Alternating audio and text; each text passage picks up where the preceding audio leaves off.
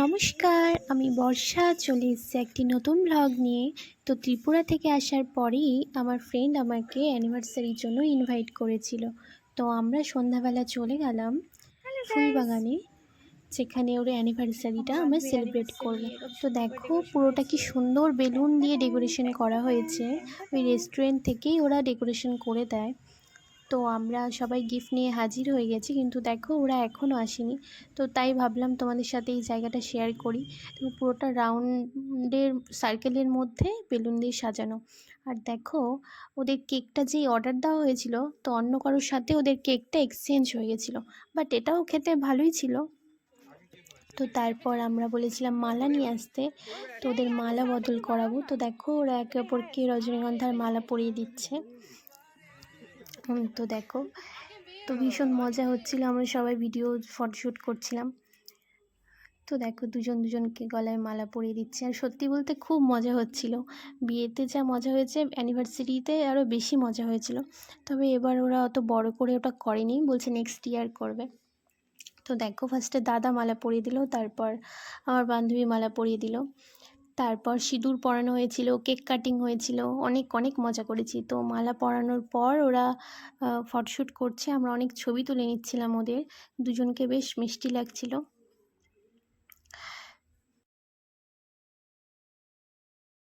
তো তারপর দাদাকে আমরা বললাম যে ভাস্বতীকে সিঁদুরটা পরিয়ে দিতে।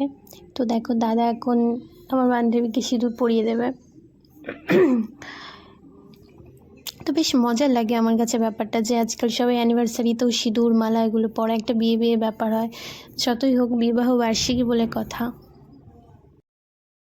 তো দাদা বান্ধবীকে মানে ভাস্বতীকে ডান হাত দিয়ে সিঁদুর পরাতে যাচ্ছিলো। তো আমরা সবাই বললাম যে না না বাঁ হাত দিয়ে পরাতে হবে। তখন দাদা বলছিল যারা পালিয়ে বিয়ে করে ওরা কি বাঁ হাত দিয়ে পরায়। তো এটা নিয়ে সবাই হাসাহাসি করছিলাম আমরা। তো দাদা তারপর বাঁ হাত দিয়ে বান্ধবীকে সিঁদুর পরিয়ে দিল। সিঁদুর নাকে পরলে নাকি বর অনেক ভালোবাসে, তো ওটা দেখে আমরা অনেক মানে ইয়ার্কি করছিলাম ওর সাথে। তো সত্যি খুব ভালো লাগছিল।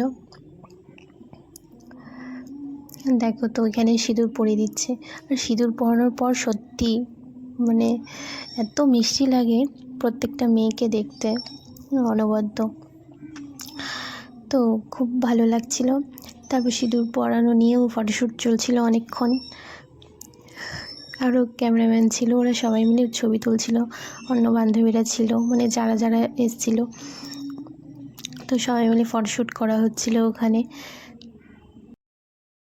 আর এগুলো করতে করতে 8টা-9টা বেজে গেছিলো, আর আমরা গেছিলাম সন্ধ্যা 6টায়। আর এতক্ষণ ধরে থাকার পর ভীষণ খিদে পেয়ে গেছিলো। তো আমি বলছিলাম যে এবার কেকটা কেটে নেওয়া যাক, কারণ অনেকক্ষণ হয়ে গেছে আর আমাদের খুব খিদে পেয়ে গেছিলো।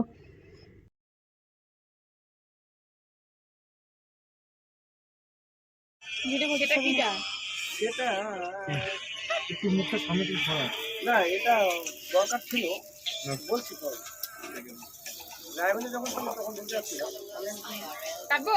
হ্যাঁ আরে বল তো শুধু হ্যাপি অ্যানিভার্সারি হ্যাপি অ্যানিভার্সারি আর কি বলবো।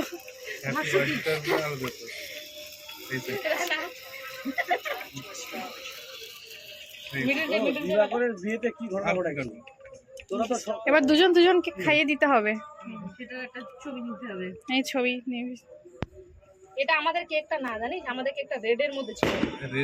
হ্যাঁ আমি তো বলতেছি ওইটাই, এটা আমাদের কেকটাই না, চেঞ্জ করে ভুল করছে নাকি কে জানে। তারপর আমরা সবাই মিলে বলছিলাম যে কেকটা কিন্তু দুজনকে খাইয়ে দিতে হবে ফার্স্টে, তারপর আমরা সবাই খাবো। তো ওরা হচ্ছে একটু নার্ভাস হয়ে যাচ্ছিলো যে কী করবে। তো তারপর কেক কাটা হলো, ওরা দুজনের হাতে একটু একটু করে নিল, তারপর আমরা বললাম খাইয়ে দিতে। তো দেখো দাদাও এখন কেকটা নিচ্ছে, ভাস্বতী হাতে নিচ্ছে, এবার দুজনকে খাইয়ে দেবে। কত মিষ্টি লাগছে না দুজনকে একসাথে দেখতে। তো এখানে আমার ভীষণ হাসি পাচ্ছিল, ভাস্বতীও হেসে ফেলছিল।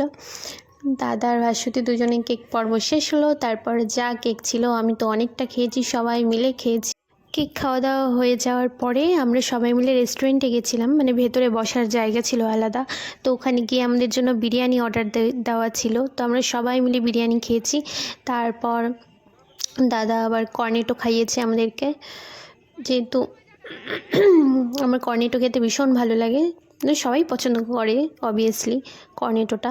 তো আমরা খুব মজা করেছি। আর শেষে না আমার চোখে ভীষণ অ্যালার্জি মতো হয়ে গেছিলো, এত চোখ চুলকাচ্ছিলো যে আমি ঠিক করে আর ভিডিওগুলো করতে পারছিলাম না, আর চোখে খুব প্রবলেম হচ্ছিলো। তো দেখো আমি এখানে খেতে চলে এসেছি। এই যে আমাদের খাবারের সামান্য ছোট্ট একটা ক্লিপ আমি করেছি, যেটা তোমাদের সাথে শেয়ার করলাম। তো ভিডিওটা কেমন লাগলো জানিও। দেখা হচ্ছে নেক্সট ভিডিওতে। টাটা।